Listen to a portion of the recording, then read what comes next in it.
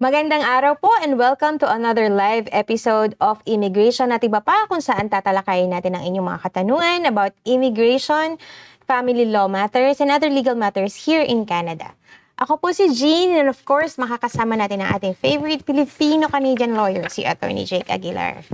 Hello, Attorney Jake. Magandang hapon, Jean. Magandang hapon po sa mga nanonood ngayon. Bagong time slot, alas 12 ng tanghali. Tama ba? Yes.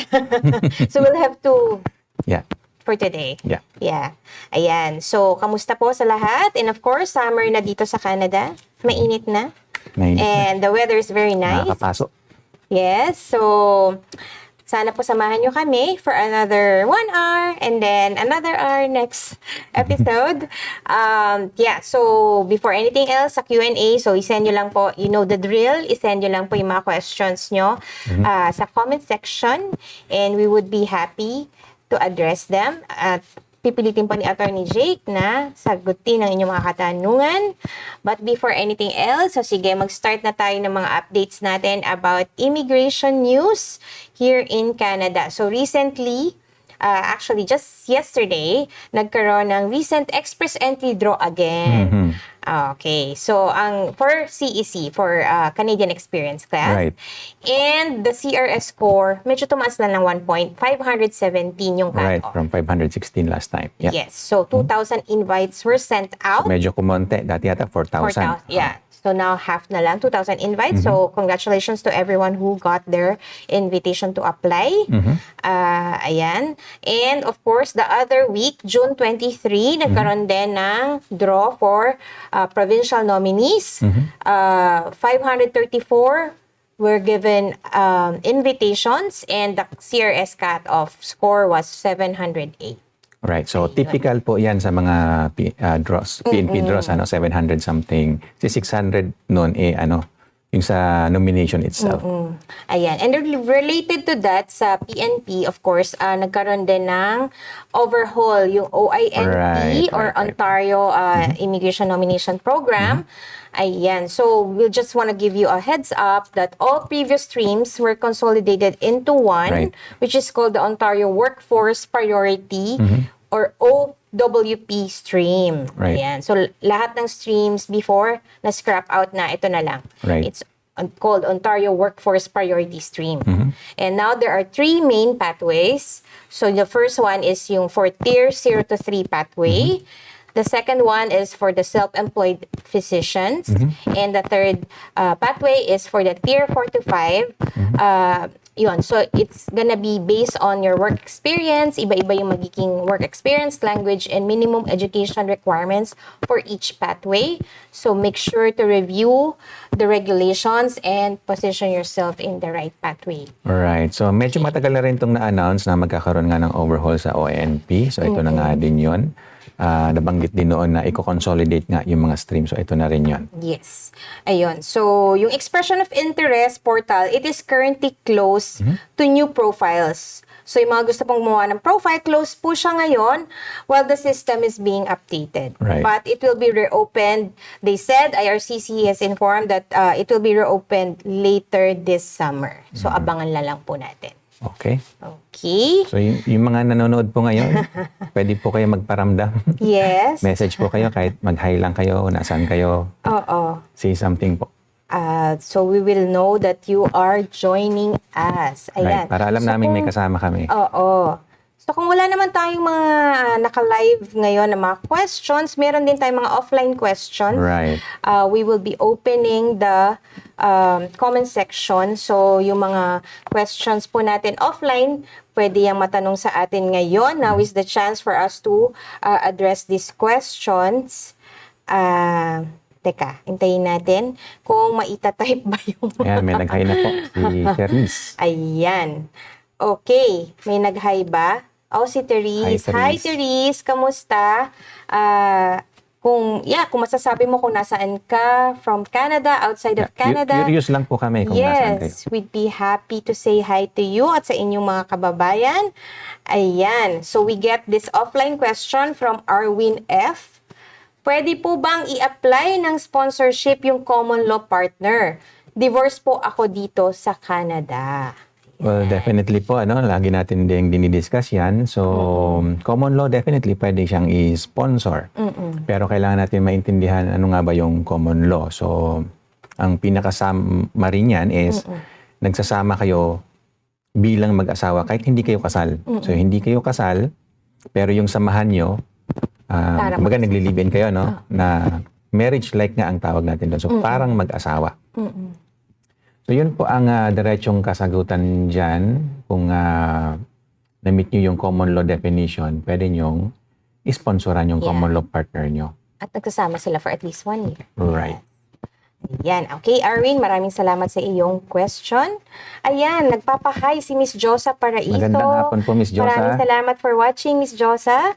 And si Therese Orok 6210. Oh, she's from Slave Lake, Alberta. Naku, gusto namin makarating dyan sa Alberta very soon. Sana makita namin ang inyong Balita ko lake. kasi maganda yung mga lake dyan sa Alberta. Ayan, si Mrs. Olson 50, she's watching from Grand Prairie, Alberta also. Din. Ayan, ako. Marami tayong mga nanonood from Alberta. Oo. At saka si Date TMJ, hello from Vancouver. Hello, Date. Thank you for watching. Hello po. Ayan. Puro taga West, Oo. Western Gising sila provinces. ngayon. Well, it's 9 o'clock, 9:12. So, ayan. Maraming salamat for joining us.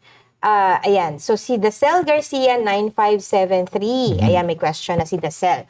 If visitor visa and planning to move to rural area for opportunity, is there any pathway with that po? I'm currently in Edmonton. I just finished my PGWP po. Any suggestion po for PR pathways? Okay, so medyo visitor visa and then PGWP. Kasi tapos na siguro yung PGWP niya. Okay, nag-convert na po kayo. So okay, clarify ko lang po So nag-convert na kayo from PGWP, ngayon visitor kayo. Unang-una sa PGWP, so ang expectation po natin is nakakuha naman kayo ng Canadian experience na qualified for express entry, so tier 3 and up. At least pwede kayong gumawa na ng profile, yun po kasi yung pinaka main program, flagship program for economic class. Tapos yung kaninang nabanggit natin si EC, so yun main, pero kanina nga 517 yung minimum, so mataas yun. But anyway, doon tayo mag-start ng analysis natin, gaano po ba kayo kalayo doon sa 517? Kasi kung kaya nyong gawa ng paraan na maabot yun somehow, edi doon muna tayo. Pero kung hindi, yung mga other programs nga po na available, yung mga nomination, katulad yan, may nomination din, PNP. Medyo kasi kahit hindi nyo na-meet yung 507, kahit mas mababa doon, sometimes enough na yon, katulad nga yung sa PNP 700. 600 kasi noon sa nomination itself . So parang kailangan mo lang 100 something na lang ang kailangan mo na idagdag doon sa 600 para kayo ay ma-invite for PR nga. So depende.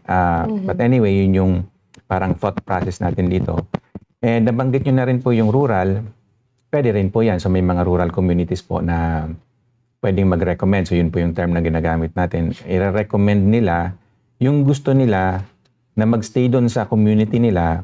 Ang kapalit nun, i-recommend nga po nila kayo for PR. So yun po yung mga pathways. So just a quick overview lang ng mga available pathways para sa inyo. Pero for sure, medyo kailangan tingnan pa natin to ng mas malalim. Kailangan mas makilala pa namin kayo ng mabuti para mas makapagbigay kayo kami ng tamang rekomendasyon para sa inyo.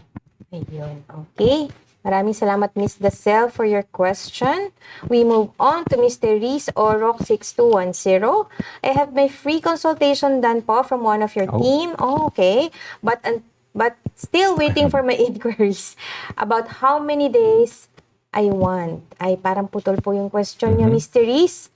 So, isend yun na lang po. Ayun, how many days I wait po to get an answer about my inquiries? Okay, so we'll get we will check po with our client services team, but if your questions need more detailed answer, so usually may back and forth. Sometimes we also need information from you, more info. Parang katulad ng discussion natin ngayon. So it anyway, would be best if you to could book reach a consultation. If you can reach out again, kasi po we're not too sure kung sino po kayo kasi Yung name is it can be anything. So reach out lang po ulit kayo sa team namin and then we'll get back to you as soon as we can. Okay, Mr. Reese, maraming salamat for that information. Okay, we move on to Flor Fortaleza, Oh, wow. From 9858. UK. Oo, naku, from UK siya. Maraming salamat naman for joining us. Maabot na rin pala tayo doon. Yes. So she is a British citizen. British, lovely. 50 years old. Tier 2 po. Radiographer po dito sa UK. Alright. Ano pong best pathway to come work and live there? May relatives ako dyan, brother ko, and willing to support. So interesting She's din, 50 years old. British na bakit siya. pa nyo gustong pumunta ng Canada? Mukhang okay naman din sa Yeah. UK as far as I know. But anyway, hindi nyo naman kailangan sagutin yon. Curious lang ako. Tier 2, We need so to... mataas na tier yun. Okay yun. Pero usually kasi din, yung nga express entry program talaga yung pinaka parang flagship na program ng Canada para dyan. So depende kung namimit nyo yung requirements ng sa express entry. Kasama naman doon yung foreign experience. So yan, may experience kayo sa UK. Pwede kayong, potentially, pwede kayong mag-qualify doon. And then titingnan na nga lang ulit po yung points nyo kung competitive ba. Yun na nga lang po, i-share nyo na rin yung age nyo. Medyo dihado po tayo pagdating sa age, kasi halos wala na pong points na binibigay sa ganyang age. Ang usually kasi 20 to around 30 yung parang mamamaximize natin yung points sa age natin, and then for every year after that, pababa na ng pababa yung points natin, and by that time siguro na 50, wala na tayong points. So medyo tayo dyan, dehado, sabi natin ganyan. Kaya po, I guess we need siguro detailed consultation din with you para malaman natin kung ano pa yung mga chances nyo or ano yung probability na makapag-migrate kayo dito sa Canada. But for sure, as a visitor, pwede kayo makakapasok kayo dito sa Canada. Usually ETA lang or kahit nga wala, I'm not too sure. Pero as a British citizen kasi, I'm pretty sure madali lang para sa inyo na makabisita sa Canada. And maybe start with that. Tingnan nyo kung ang Canada nga ay para sa inyo. Kasi again, as far as I know, okay na naman na sa UK. So again, I don't know kung ano yung exact reason. Maybe to be closer to relatives kasi sabi nyo may relatives kayo dito. But also consider din po yung student pathway, which is parang yun yung next best, sabihin natin na paraan para makapunta kayo dito sa Canada. Kasi usually din, kailangan nyo ng retraining . So even if radiographer na kayo sa UK, we're not too sure kung pagdating nyo dito, radiographer pa din kayo. Maybe nga you need to parang bridge your education. So sometimes you have to go back to school. So yun lang po, and then PGWP din po later on para makakuha kayo ng Canadian experience. So yun po usually yung mga pathways para dyan. Pero again, we may need to discuss with you para malaman namin yung complete details nyo. Ayun. Okay, Miss Flor, maraming salamat for that question. Okay, ayan, meron tayong mga offline questions na sinasabi ng ating team from B-Boy M. Planning to apply for a student visa and pursuing my master's in Canada. Okay, good. Ayun, good. I've been researching and it seems that madami na talagang changes in the past 3 years. Right. Is the student pathway still advisable if my end goal is to become a PR in Canada? Magandang tanong. Yan. Sasagutin natin yan. Oo, sige po. So student visa, totoo yan, maraming changes over the past 3 years. Just to add context to that, medyo naging mahirap yung pathway na yon. Mahirap pero hindi ibig sabihin na wala na totally. Hindi naman, andun pa rin siya. Naging mahirap kasi naging sumobra yung population ng students versus dun sa kaya ng Canada na i-absorb. Again, because of COVID, because of the tariff with the US, etc. Yung mga businesses dito sa Canada hindi kayang i-absorb yung dami ng population ng students dito sa Canada. So medyo nagbawas. Kinontrol ni Canada yon. So yun yung backdrop po noon, yung sinasabi yung changes over the past 3 years. So, naging mahirap para sa mga students. Marami nga po sa kanila na pauwi na. So, totoo yun. Yeah. So, ang tanong nyo, tamang-tama yung tanong nyo, advisable pa rin ba? I would say yes.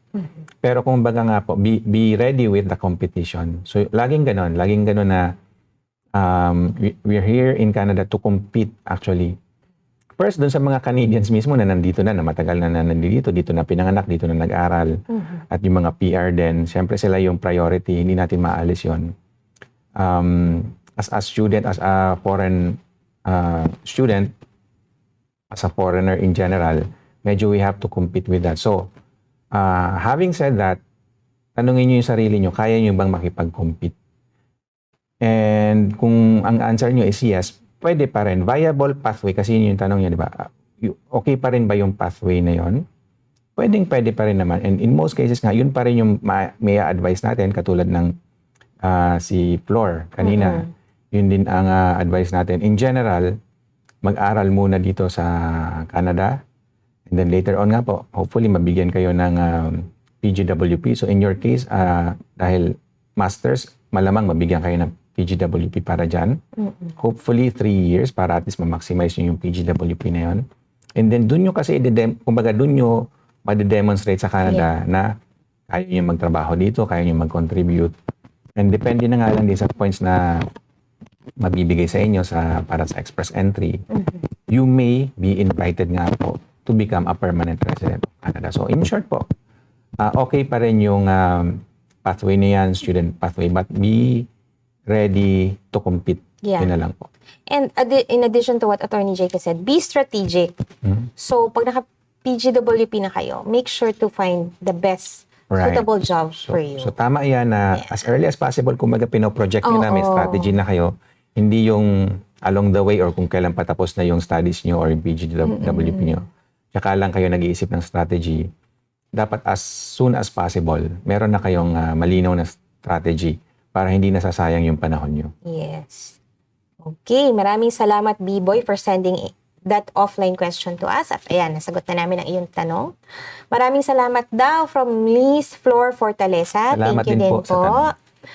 Okay, we got another one offline question from NLN. Ayan ang initials niya, si NLN. Ang tanong ko po, kasi po, nung nag-apply ako ng family ko ng PR, hindi po namin naisip yung sa panganay ko pong anak na lalaki. Okay? Nung nag-apply kami, hindi niya na-declare yung common law spouse at anak niya.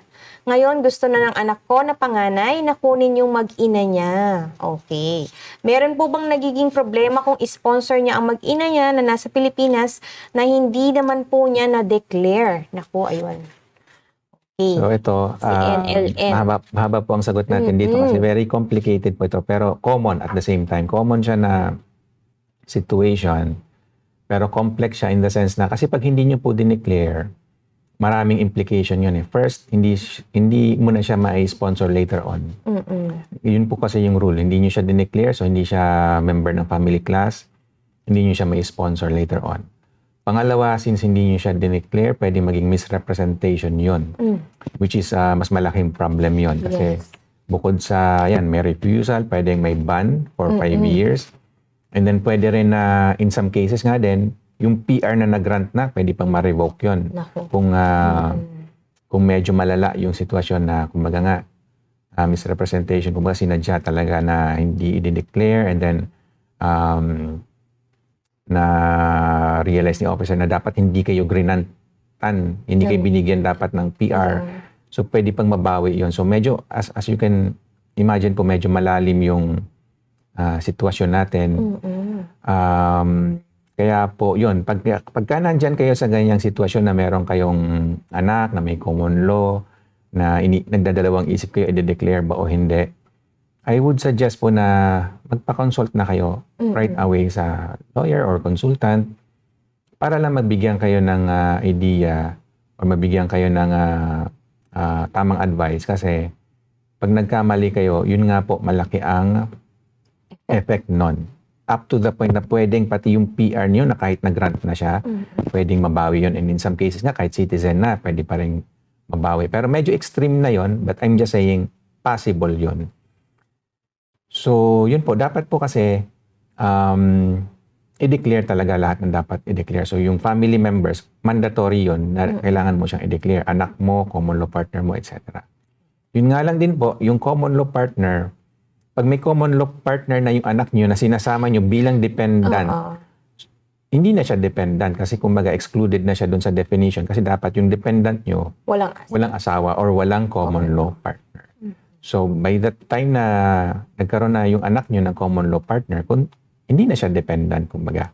So kung tutuusin nga, hindi na siya dapat isama doon sa application nyo. Hindi na siya magiging PR. So again, medyo complicated po yung ganyang sitwasyon. So I would suggest na kung nandyan kayo, magpa-consult na po kayo. Ayan, may additional information siyang sinend. Pagkakaalam po kasi namin noon, baka maapektuhan ang processing ng panganay namin sa application for PR. Ano po ba ang magandang gawin para makasama na ng anak ko ang mag-ina niya po? So very common nga po yan din talaga. So iniisip na baka and tama yung hinala nyo kasi may epekto talaga yon. In the sense nga na, as I mentioned earlier, kung yung anak nyo may common law partner, hindi na siya dependent, hindi na siya maisasama. Pero depende nga din sa definition kasi ng common law partner. Medyo malalim nga yan as we mentioned earlier din. Nagsasama sila bilang mag-asawa and dapat for at least 1 year yung pagsasama na yon. So kung nasa level kasi na sabihin nating boyfriend, girlfriend, hindi yun common law. So kung ganun lang yung sitwasyon nyo, kunyari nagkaanak lang kayo, pwede naman yun na nagkaanak kayo, pero yung samahan nyo hindi pa ganun kalalim, hindi pa kayo nagsasama. You don't treat each other as husband and wife, for example. Pwede pa yun Pwede pa yun. Pwedeng, doon sa ganong sitwasyon, dependent pa rin siya. Kahit may anak na siya. Kasi hindi naman yung anak yung pinag-uusapan doon. Yung common law partner nga. And again, technical yung definition nun. Kahit na sabihin natin couple kayo pa rin. Kumbaga, sabihin natin mahal niyo isa't isa. It's possible na hindi pa rin naman kayo common law kung hindi kayo nagsasama nga. Or kung nagsasama man kayo pero kumbaga para lang doon sa bata. Again, case-to-case basis yan. Kaya nga din, I'm saying na pag nasa ganyang sitwasyon kayo, it's best na magpa-consult kayo kasi kailangan natin makita yung kaliit-liitang detalye ng relationship para nga din mabigyan kayo ng tamang advice. Ano ba ilalagay nyo doon? Common law or hindi? Pero yun lang po yung sagot natin dyan. Talagang may epekto yung pagpa-process noong or pag di-decide nyo sa naisama yung anak nyo. Pero maraming kailangang silipin doon. Kaya yun lang po. Konsulta lang po tayo. Ayun. Okay. Maraming salamat NTN for that offline question. Sige, ito yung magiging hanging question natin before the quick break lang na kukunin natin. From Zel C. Ayan. Kasal daw siya sa Pinas, matagal nang hiwalay, no communication for more than 20 years. Need ko po bang magpa-divorce sa Canada bago ako makapag-common law sponsorship? Yan, magandang tanong din po yan. Sasagutin natin sa ating pagbabalik.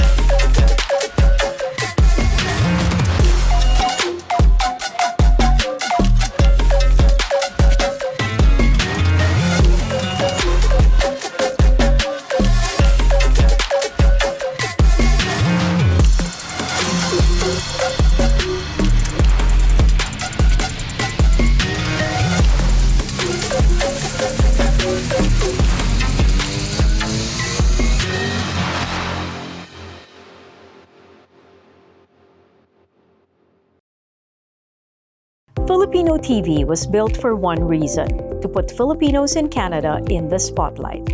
Every Filipino in Canada has a story. We made it visible. Filipino TV remains the leading creator of original Filipino programming for TV and digital outside the Philippines. Created by Filipino-Canadian creatives for the community they belong to. We opened our doors to those who were curious enough to try. People with day jobs who dared to create after hours. Cooking shows, talk shows, music, public service, sports, wellness. Different formats, one shared courage. Since 2016, we stayed true to one thing, spotlighting Filipinos in Canada, their hustle, their struggles, their wins. As the world went digital, we moved with our community. We didn't just post, we partnered. We shot, edited, mentored, and built alongside Filipino creators. Filipino TV remains a sandbox for Filipino-Canadian creatives. From cable to socials, we create because your story matters. Okay, we're back. Sige, sagutin natin yung question ni Zelcy. Kasal daw siya sa Pinas, matagal nang hiwalay, no communication, 20 years, for more than 20 years. Kailangan niya pa bang magpa-divorce para makapagpa-sponsor ng common law? Quick answer is no. Pero ito yung mahabang answer. Okay. Kasi kailangan natin yung mahabang answer dyan. Para Kasi maintindihan. para maintindihan ng mabuti kasi, again, complicated din ito. No, kasi as common law nga, ang importante is nagsasama kayo na parang mag-asawa. So, hindi kailangan ng like documentation or divorce o kumbaga hindi kailangan ng formality. Kumbaga, pag tiningnan kayo ng ibang tao, mukha ba kayong mag-asawa? Yung turingan nyo sa yun lang naman eh. Tsaka nagsasama kayo syempre sa isang bahay. So, kumbaga nga, without the like marriage certificate, pag tiningnan kayo, mukha ba kayong mag-asawa? Yun yung parang pinaka-definition noong common law. So, ibig sabihin, kahit may previous marriage kayo at hindi pa kayo divorced, pwede pa rin mag-fall into that definition na common law pa rin kayo. And yun nga, pwede pa rin sponsoran. Kaya again, yun yung short answer natin. Hindi kailangan yung divorce. Pero, ito yung pero. But, okay. Yeah, kasi yung ibang officers, depende kasi sa officer talaga yan eh. So, hindi natin ma-predict ano yung sasabihin ng officer or ano yung magiging evaluation ng officer kasi depende nga sa officer. Meron silang kanya-kanyang discretion dyan. So, ang importante din kasi na yung previous relationship mo, wala na yon. Nag-end na. And then yung bago mong relationship, exclusive ka na doon. Kumbaga, yun yung isa sa mga requirements. So, kailangan malaman ni officer kung yung relationship mo nag-end na. Ang best evidence nun is yung divorce. Divorce certificate kasi dumaan sa formal na process, dumaan sa court, in-evaluate din nung judge. And then later on nakita niya na qualified naman nga for divorce. So, nag-issue siya ng order. So, ibig sabihin, very formal yung process. And I would say nga, yun yung best evidence na wala na yung relationship mo nung una. Kaya may mga officer na yun yung gusto nilang evidence. May mga officer naman na enough na sa kanila na nasatisfy na sila na kahit hindi kayo nagpa-divorce nga, based on your other evidences, na satisfy sila na nag-stop na or nag-end na yung dati mong relationship. And in your case, sabi niya, 20 years na silang hiwalay. So I'm pretty sure marami kayong evidence na pwedeng ipakita na 20 years na kayong hiwalay, 20 years na kayo hindi nag-uusap, 20 years na kayo hindi nagsasama. Kung masatisfy si officer nun, di okay na yon, hindi na kailangan yung divorce. But again, depende sa officer. Okay, maraming salamat Zelcy for that offline question that you've sent to us. Sana nasagot namin ang iyong question. Ayan, sige. Meron pa tayong na-receive na question naman, offline din from Chess. I have an express entry profile. I will be completing my 1-year Canadian experience in August. Okay. Pero, nabigay na agad ni IRCC yung points for the 1-year Canadian experience. Okay. I got an ITA in the recent draw. Should I still accept or decline the invitation? Ganda yung question. Interesting kasi nga, sabi mo August 1 pa. So bakit ganon? August pa siya August pa. o 1 year. So July pa lang ngayon. So bakit nabigay na ni IRCC yung points? Medyo may technical issue, di ba? Baka may mali. I'm sorry to say, baka lang may mali doon sa profile na ginawa mo. Kasi supposedly nga, hindi ka pa mabibigyan ng points.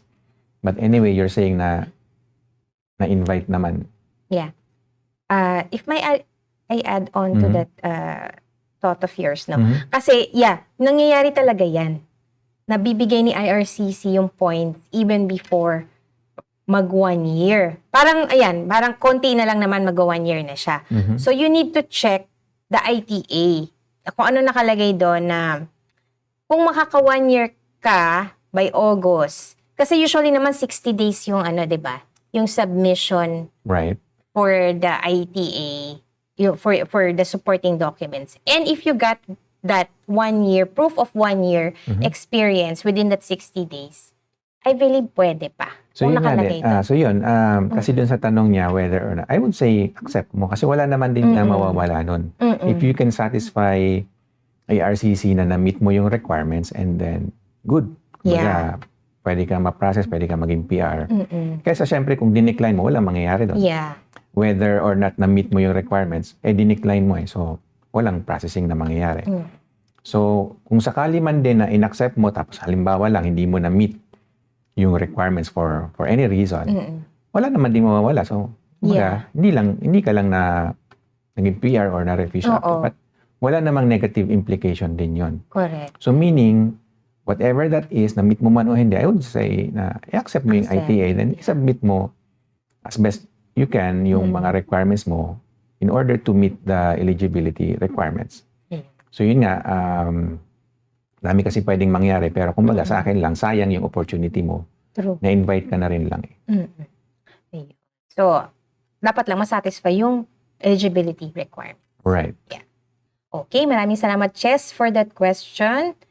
Ayan. We move on. Another offline question from Mel. Nagkasundo po kami ng kapatid ko at gusto na niyang umalis sa bahay na co-owned namin. Paano po ba tatanggalin ang pangalan niya sa title? Okay, medyo kabig tayo ng Ayan. konti. Hindi to immigration po, medyo Related pa din yan. real estate Real estate. matter ito. Legal. At saka, nandito tayo sa Ontario, just to let you know. So, kumbaga yung Ontario law yung gagamitin natin. Kasi yung mga ganyan, usually, provincial yung nagmamatter. Provincial law ang nagmamatter para sa ganyan, yung mga change of title, registration of title, etc. Okay. So, in this case, co-own na daw yung property, gustong umalis noong kapatid, paano siya tatanggalin sa title? Madali lang po yan. So, ito yung shortcut. Punta kayo sa lawyer na nagpa-practice ng real estate. Kasi hindi rin lahat ng lawyers ay nagpa-practice ng real estate. Ano po? So, punta kayo sa lawyer na nagpa-practice ng real estate.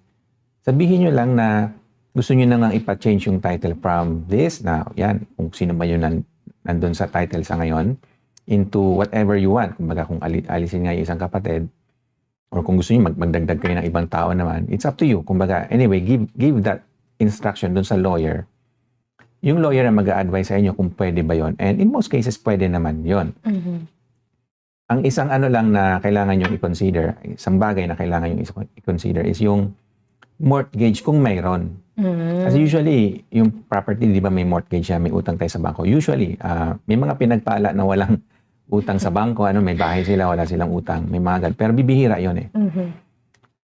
In most cases nga, meron silang utang, and then yun na lang yung kailangan yung i-resolve dyan. Siyempre, you have to let your lender know na mawawala yung isang tao doon, or kung magdadagdag nga kayo ng kapalit or whatever, you have to let your lender know kasi magbabago din yung nila doon. Yung treatment doon sa mortgage, and in some cases nga, you have to pay off that mortgage and mag-apply kayo ng panibagong mortgage. Either doon din sa same lender na yun or sa other lenders na willing magpautang ulit sa inyo gawa ng bago na yung composition ng mga owners doon sa title. So yun lang naman ang kailangan yung intindihin, yung mortgage itself.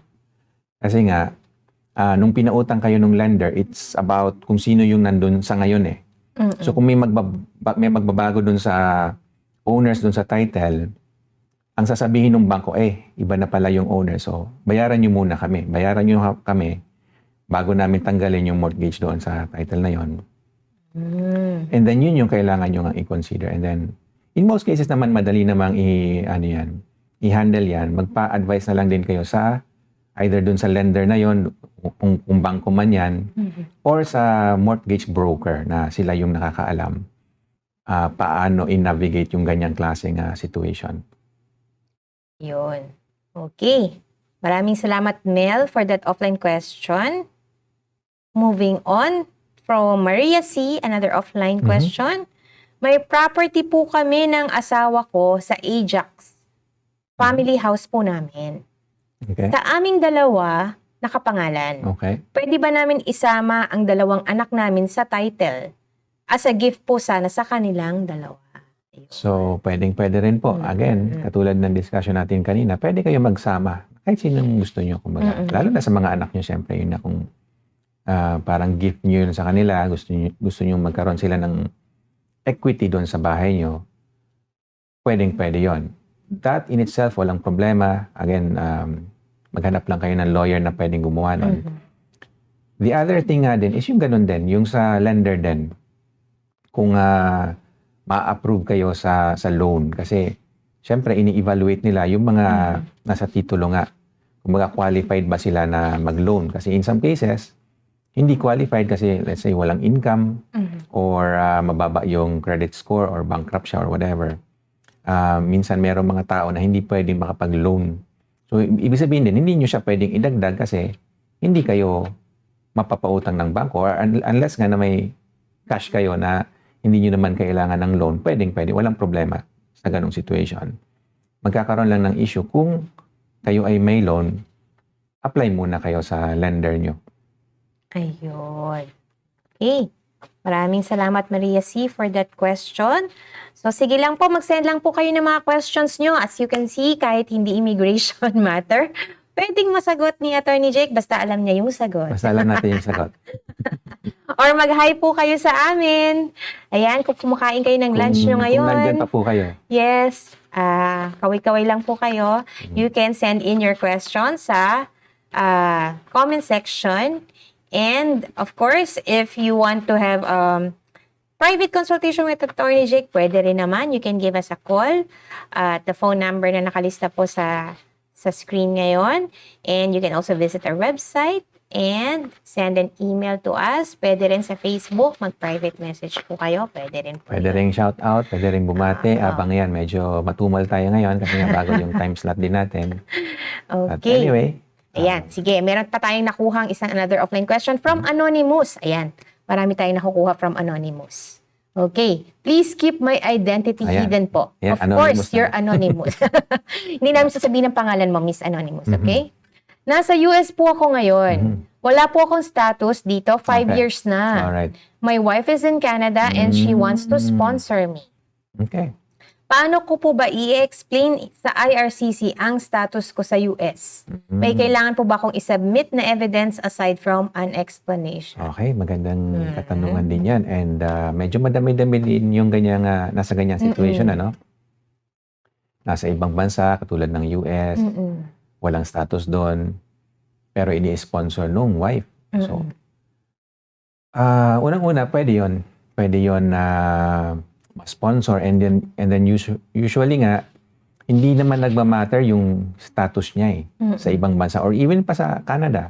Kahit pa hypothetically, nasa Canada siya at walang status, nabibigyan siya ng status, nagiging PR pa nga kasi dahil doon sa sponsorship.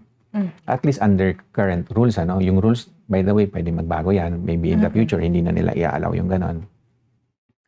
But at least under current rules, at saka for the past several years, pwede yan, may status man kayo o wala, Inaalaw pa rin. inaalaw pa rin. Ang importante, yung relationship nyo. So doon nakabase yan. So yung relationship nyo, kaya nyo bang patunayan na genuine siya? Genuine, hindi siya for immigration purpose only. So, and then ito medyo malakas kasi sabi mo wife. Sabihin meron kayong marriage certificate. Kung dumaan kayo sa formal na process, kinasal kayo. Minsan mas mahirap kasi i-prove yung like common law or yung Conjugal. in this case conjugal. Conjugal kasi hindi kayo nagsasama kasi nga nasa US ka, asawa mo nasa Canada. So hindi natin yung matawag na common law kasi ang common law dapat nagsasama kayo sa isang bahay nga. Yung next best is conjugal. Pwede pa din. Pwede pa din hindi kayo nagsasama sa isang bahay pero ang turingan nyo nga sa isa't isa is parang mag-asawa pa din. conjugal naman ang tawag natin doon. Pero pwede pa rin i-sponsor. So yun yung kagandahan nun. At least pagdating sa sponsorship, hindi masyadong kailangan ng formality dito sa Canada. Pwede pa din yun. Kasal man kayo o hindi. Ang importante, yung treatment nyo sa isa't isa ay mag-asawa at kaya nyong i-prove. So may evidence din kayo para nga ipakita na yung samahan nyo is bilang parang mag-asawa. Ayun. Okay. Maraming salamat, Anonymous. So, sana naliwanagan ka. Total, wala pa namang dagdag. Medyo dagdag. Wala pa namang mga tanong sa ngayon. Dagdagan natin yung konti. Kasi tinatanong niya kung anong mga evidence yung kailangan, di ba? So, pagdating dun sa mga kung bakit ka nawalan ng status, hindi naman nga masyadong material yun eh. Hindi yun masyadong importante. Wala kang masyadong kailangang bigay na evidence doon or explanation. Hindi mo kailangan masyadong i-explain eh. Kasi nga, hindi naman nga yun material doon sa evaluation ng officer eh. Ang ini-evaluate ng officer is more on yung strength ng relationship mo. So doon ka magbibigay ng evidence. Yeah. Doon ka magbibigay ng explanation kung sakali, but not about kung ba't ka nawala ng status, etc. Kumbaga, kahit konting explanation lang doon, okay na yon. Yeah. Focus na lang doon sa evidence nung relationship nyo. Yeah. And to add on to that, of course, clearance, police clearances is also important. Clearances is about naman, para hindi kayo inadmissible. That's another thing, kasi dalawa yan dalawang part yan Dapat eligible ka, na-meet mo yung requirements, and hindi ka inadmissible sa dalawang parts. Yung sa mga police clearance, you're just trying to prove na hindi ka criminally inadmissible. Ayun. Okay, maraming salamat, Anonymous, for that question. Sana nasagot namin ang iyong tanungan. Okay, we move on. Okay, we got another offline question from Elizabeth B. Citizen po ako. Medyo mababa po ang sweldo ko ngayon. Minimum lang po. Pwede ko po bang ma-sponsor ang common law partner ko? Magandang tanong din yan. So marami din po ang nasa ganyang situation. So ang short answer dito, pwede pa din. Kahit minimum lang. Pero kasi mababa lang yung threshold. But anyway, kailangan mo pa rin i-prove somehow na kaya mong sustentuhan yung ini-sponsor mo. At syempre pati sarili mo. Kumbaga yung minimum wage mo, sapat na ba yun? Ikaw din na mag-explain nun eh. Pero kahit papaano, kailangan mong patunayan nga na hindi kayo aasa sa gobyerno later on, di ba? Na especially pag dinala mo na dito yung ini-sponsor mo, hindi siya aasa sa gobyerno para sa kabuhayan niya. Kasi syempre magiging pabigat pa siya sa Canada, pabigat siya sa gobyerno. Yun yung mga instances na hindi ma-approve. Especially kung humingi na kayo ng social assistance, Kumbaga, kung umaasa na kayo sa gobyerno for your own survival, yon, kumbaga negative yon. Mafa-flag ka, hindi ma-approve yung application mo for practical reasons, di ba? Kasi nga, kung sarili mo nga, hindi mo masustentuhan. Mag-i-sponsor ka pa, magdadala ka pa ng ibang tao dito. So, yun lang yung mga kailangan mong i-consider dyan. But, yun nga yung direct answer natin, kahit minimum lang yung sahod mo, kung enough naman na yon para masustentuhan mo yung ini-sponsor mo at saka yung sarili mo, pwede pa rin. Pwede ka pa rin ma-approve. Ayun. Okay. Maraming salamat, Elizabeth B, for that question. So, pwede pa rin kahit mababa ang iyong sweldo. Okay. We move on from Dino. Offline question from Dino. I am a Canadian citizen living here in Canada. I have a girlfriend in the Philippines. She's separated for 15 years and she has one kid, 15 years old. Okay. How to bring her here? Okay, so clarify din natin yun. Like when you say bring her, as what ba? As temporary resident?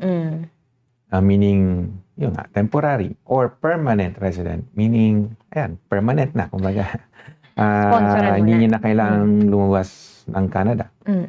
marami na rin mga privileges. Kumbaga, ang privileges usually ng citizen, meron din yung permanent resident. No? So, kumbaga, ibang level pag sinabi nating permanent resident. Ano? So, yun muna, gusto kong i-clarify yun. Or any means ba? Like, doesn't matter, permanent resident or temporary resident. Kasi, mag-iiba din yung discussion natin eh. Simulan na lang natin dun sa permanent residency. Yan, kanina pa natin din dinidiscuss na pwede mo ngang sponsoran yung common law partner mo or asawa mo. In this case kasi, sabi mo separated, so malamang may previous marriage siya, so hindi kayo pwede magpakasal. Okay. Pero ano ba ang relationship nyo? Nagsama ba kayo at least noon? I don't know. Wala dito sa information, pero nagsama ba kayo for at least 1 year na yung marriage like yung relationship ninyo? And even if nagkahiwalay kayo, ang turing nyo sa isa't isa, para mag-asawa pa din. If the answer is yes, may chance kayo na sponsoran siya. Okay, so yun, sponsoran nyo siya bilang permanent resident. And in many cases nga, malaki yung chance nun for as long as ma-prove mo na you're in a common law relationship or conjugal partner relationship. Kung hindi naman ganun yung situation, kasi sabi mo rin GF, so girlfriend, medyo mababa ang tingin natin dun yung level ng relationship, hindi pa ganun kalalim, hindi nyo siya may sponsoran bilang spouse or bilang family member, hindi nyo siya may sponsoran for permanent residency. Pwede nyo gawin, invite nyo siya as a tourist siguro, visitor. Pero medyo mahigpit din ang qualification nun kasi titingnan din nga kung hindi ba siya mag-overstay. So, yung likelihood niya na mag-overstay dito sa Canada, i-evaluate yon. And in many cases, from someone coming from the Philippines, medyo sabihin natin 50-50 yung chance nun. Gawa lang din kasi na maraming taga-Philippines na pumunta ng Canada na hindi na rin umalis. Kumbaga, hindi na bumalik sa Philippines kahit nag-expire na yung status nila. Ano? So yun yung discussion natin dyan. Pwedeng permanent residency kung common law kayo or conjugal. Pwede rin namang invite nyo siya as a visitor, pero as a visitor, sabihin na natin 50-50 or in some cases nga medyo lower pa yung chance na makarating siya dito as a visitor. Ayun. Okay, Dino, maraming salamat for that question. Okay, moving on to Julia, another offline question. I'm just wondering if a person invited her GF as a tourist and they just met through online dating, they haven't known each other for a year and she marries her, is that legal? Magandang tanong din. They're sa both maraming- lesbian. Okay. So, And meron may pa? sunod pa siyang Sige. tanong. Sige. She sponsored her to become permanent resident. Do you think the immigration will approve her to become a permanent resident here Okay. in Medyo Canada? maraming tanong doon. Marami rin pwedeng Ayun. i-discuss. Saan natin to sisimulan? Okay. Yung pagiging lesbian, walang problem. Oo. Dito sa Canada kasi pwedeng same-sex, di ba? Walang issue yun dito sa Canada. Sabi nyo lang din, okay, invited as tourist, met online, wala namang problem doon. Oo. They haven't known each other for a year, pero nagpakasal na. So, minsan nangyayari din yun eh. Ang tanong na lang din, tanong ko din muna, genuine nga ba? Dun kasi yun lagi, dun ang bagsak nun eh. Yung relationship genuine ba talaga? At hindi nga for immigration purpose. Only or primarily for immigration purpose. Nung nagpakasal ba sila, hindi ba yun dahil nga for immigration purpose lang? Kasi kung yun ang dahilan, medyo mag-fail yun. Pero kung somehow nagmamahala naman sila, even if less than 1 year pa lang sila magkakilala, minsan nangyayari yun eh. Yeah. Kung talaga namang genuine nga yung relationship at free naman talaga sila to get married, di ba? Wala namang impediments for them to get married, wala naman silang previous marriage. Pwede, may pag-asa. But again, depende yan sa situation, depende sa evidence. True. Depende kung mako-convince mo si officer na yun nga yung situation nyo, genuine yung relationship nyo, hindi siya for immigration purpose only. So, yun lang, maraming pwede pa rin i-consider or i-evaluate dito, pero yung straightforward answer natin, may chance. Pwede Yes, maging pwede. permanent resident. In many Mm-mm. cases, yes, ang Yes. sagot. So, yeah. Being married, same-sex, walang problema. Walang issue Pwede. lang. Walang Mm-mm. issue. Tsaka kung kahit nagpakasal kayo, less than a year pa lang kayo Yeah. magkakilala. Walang problem doon. Mm-mm. As long as genuine nga yung Yung relationship. relationship. Okay. Maraming salamat, Julia, for that question. And I guess this will be our last question for this session, for Alright. this episode. Alright. We'll have another one at 1:30 p.m. Break muna ulit. Oo. So, sige. Sagutin na natin yung sagot. Yung question pala from Maria DJ. Offline question from Maria. I am from Nova Scotia. Okay. I actually applied for PR already and still waiting for the result. If it's not approved, we might apply for a common law. Is that okay? Or pwedeng start na agad sa common law sponsorship while waiting for my PR application. So, Meron siyang fallback. okay. So, ang alam natin, meron siyang potential na mag-apply under common law, kumbaga sponsoran siya. At the same time, meron siyang PR application which we don't know exactly anong PR. Marami kasing PR application, di ba? Maraming program. For that, so ang tanong nga, pwede bang pag na-refuse yung isa naman? Yeah. Pwede, wala namang problema doon eh. Pwede nga in some cases sabay. Pero syempre, you have to inform IRCC lang para lang alam nila na dalawa yung application. But although, we don't recommend that, ano? I'm just saying na pwede naman as long as may full disclosure ka.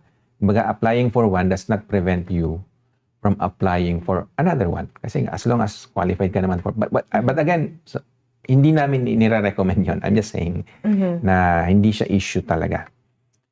So, yun. Kasi yun yung sagot doon sa tanong mo, pag na-refuse ba yung existing PR application mo, pwede mag-apply for common law? Yes. Pwede. Walang problem. Or, and then, yung second question mo kasi,